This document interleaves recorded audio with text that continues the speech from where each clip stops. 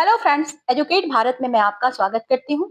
आज हम पढ़ेंगे सी टेट से संबंधित एक टॉपिक बाल मनोविज्ञान तथा भाषा शिक्षण।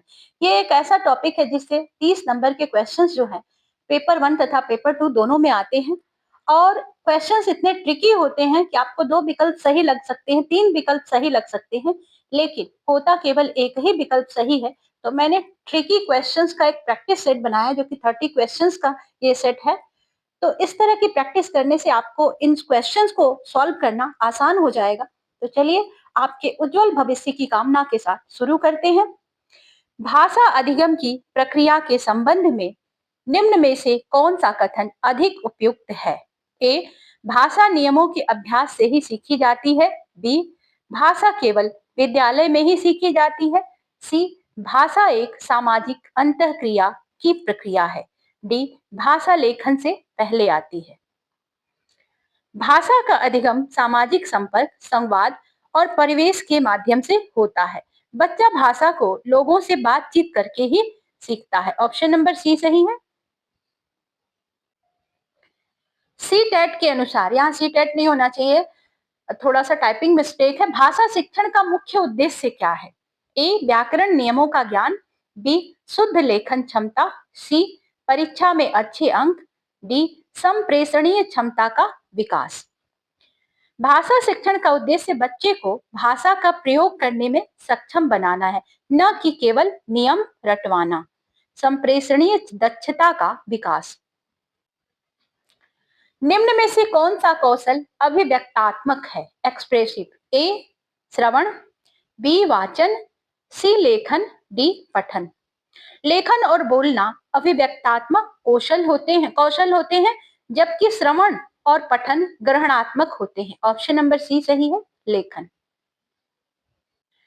फ्रेंड्स, मैं उत्तर देने में थोड़ा सा टाइम इसलिए ले रही हूँ ताकि अगर आपको इन प्रश्नों के उत्तर आते हैं तो आप कमेंट बॉक्स में लिखना प्रारंभ करें और मुझसे पहले इनका आंसर देने का प्रयास करें।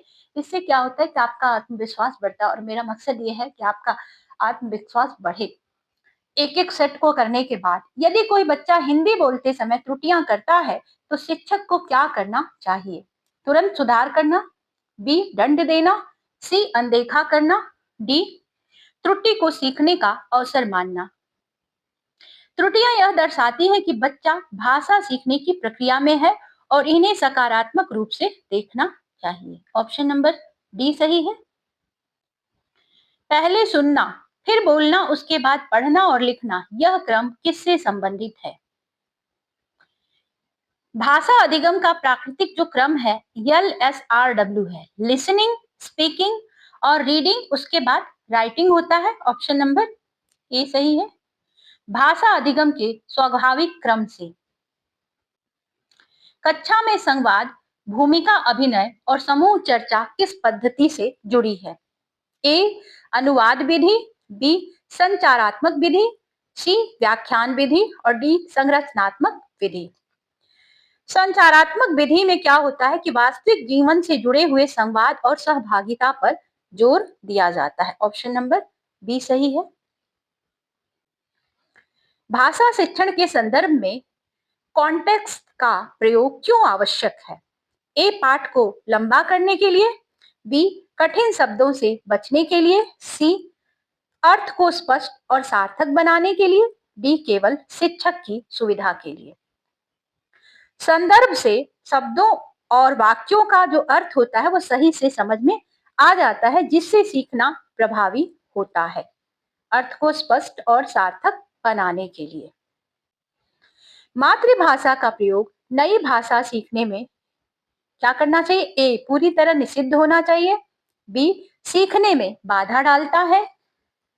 सी, केवल उच्च कक्षाओं में होना चाहिए और डी है प्रारंभिक स्तर पर सहायक हो सकता है।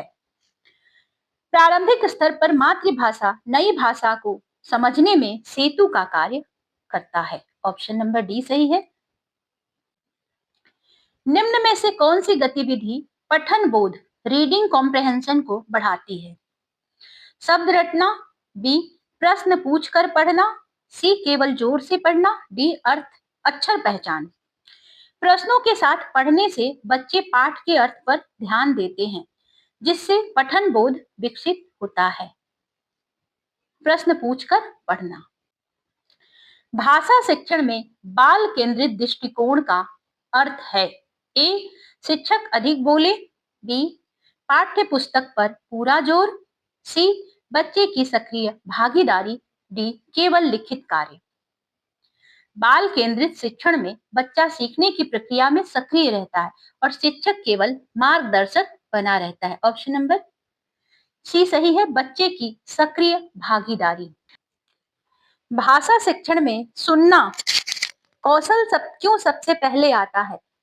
ए क्योंकि यह आसान है, बी क्योंकि यह प्राकृतिक प्रक्रिया है, सी क्योंकि यह लिखावट इससे सुधरती है और डी क्योंकि यह परीक्षा में पूछा जाता है।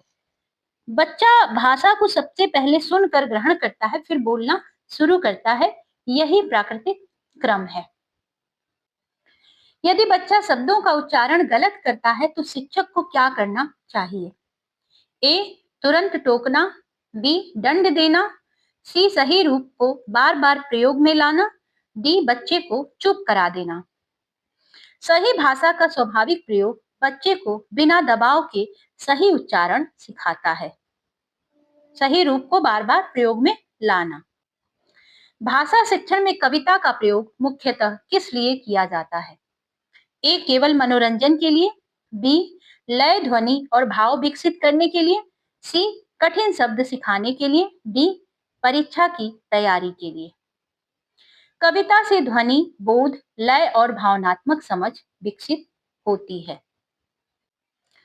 बच्चों को बोलने के अधिक अवसर देने का उद्देश्य क्या है? ए कक्षा में शोर बढ़ाना, बी समय पूरा करना, सी आत्मविश्वास और भाषा प्रयोग बढ़ाना, डी लिखने से बचाना। अधिक बोलने से बच्चा निडर होकर भाषा का प्रयोग करता है और उसका आत्मविश्वास बढ़ता है। भाषा शिक्षण में कहानी के बाद प्रश्न पूछने से क्या विकसित होता है? ए केवल स्मरण शक्ति, बी सोच और समझ, सी लिखावट और डी व्याकरण। प्रश्न बच्चों को कहानी के अर्थ पर सोचने और समझ व्यक्त करने का अवसर देते हैं। भाषा शिक्षण में समूह कार्य का लाभ क्या है? बच्चे कम बोलते हैं, बी शिक्षक को आराम मिलता है, सी सहयोग और संवाद बढ़ता है, डी अनुशासन कम होता है। समूह कार्य से बच्चे आपस में बात करते हैं और भाषा का स्वाभाविक प्रयोग करते हैं।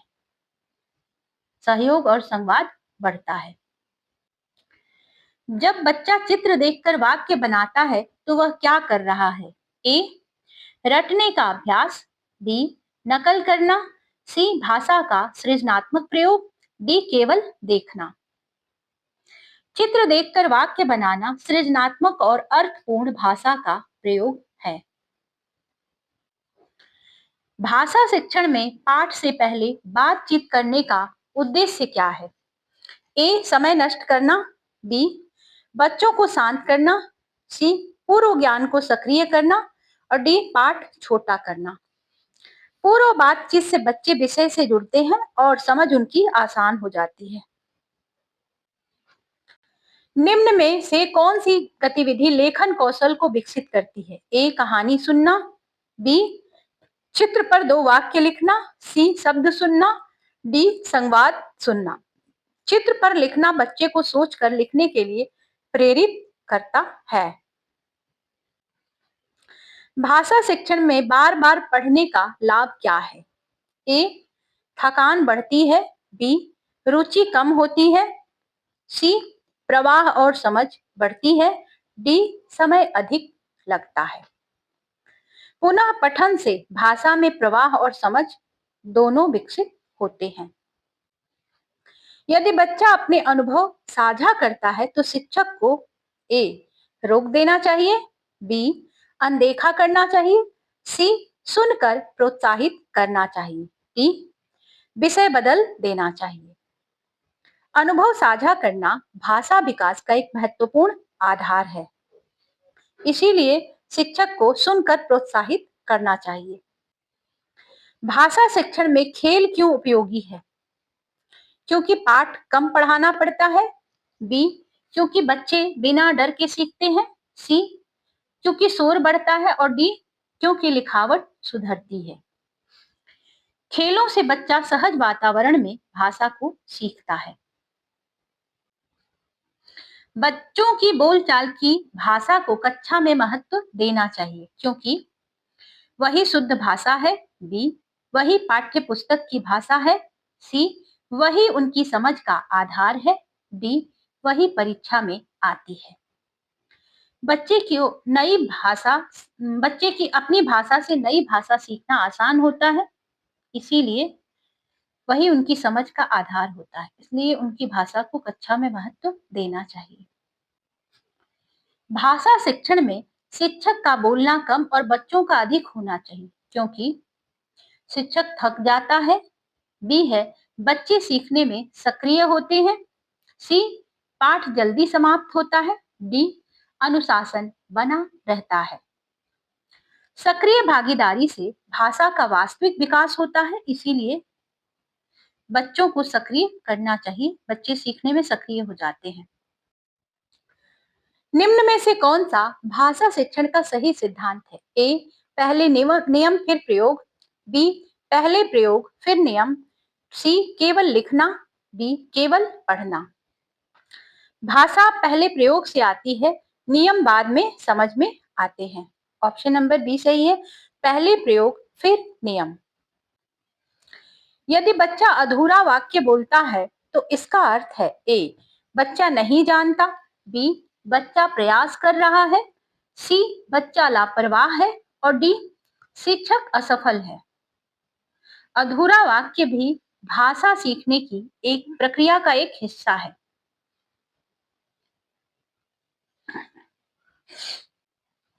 भाषा शिक्षण में प्रश्न ओपन एंडेड होने चाहिए, ताकि ए, केवल सही उत्तर मिले।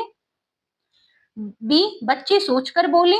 सी, समय बचे। डी, कक्षा शांत रहे। खुले प्रश्न बच्चों को अपने शब्दों में बोलने का अवसर देते हैं।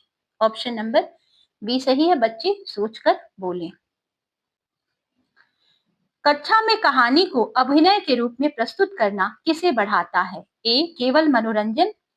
बी, अनुशासन। सी, भाषा प्रयोग और आत्मविश्वास। डी, लिखावट। अभिनय से बोलना, समझ और आत्मविश्वास तीनों विकसित होते हैं। ऑप्शन नंबर सी सही है। भाषा शिक्षण में गलतियों पर अधिक जोर देने से ए, सीखना तेज होता है। बी, बच्चा निडर होता है। सी, बच्चा बोलने से डरने लगता है। और डी, भाषा सुधरती है। अधिक सुधार बच्चों में भय पैदा करता है और भाषा का प्रयोग घटता जाता है। ऑप्शन नंबर सी सही है।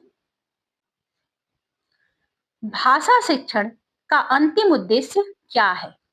ए, नियम याद कराना। बी, सुंदर लिखावट। सी, परीक्षा उत्तीर्ण कराना। और डी, भाषा का अर्थपूर्ण उपयोग। भाषा शिक्षण का लक्ष्य बच्चे को समझने, बोलने, पढ़ने और लिखने में सक्षम बनाना है। ऑप्शन नंबर डी सही है, भाषा का अर्थपूर्ण उपयोग। फ्रेंड्स, ये हमारा 30 क्वेश्चंस का प्रैक्टिस सेट कंप्लीट होता है। इसी तरह की और भी प्रैक्टिस करने के लिए आप हमारे चैनल को सब्सक्राइब कर लें, नोटिफिकेशन बेल से आपको पता चल जाएगा। और चैनल को लाइक करें, जिससे हमें इस तरह की वीडियोस को बनाने के लिए मोटिवेशन मिलता है। फ्रेंड्स, अपने दोस्तों के साथ भी शेयर करें, जो लोग देखना चाहते हैं, जो लोग इस तरह के एग्जाम्स को देने वाले हैं। मिलते हैं हम आपसे नेक्स्ट वीडियो में, तब तक के लिए goodbye. Thank you for watching.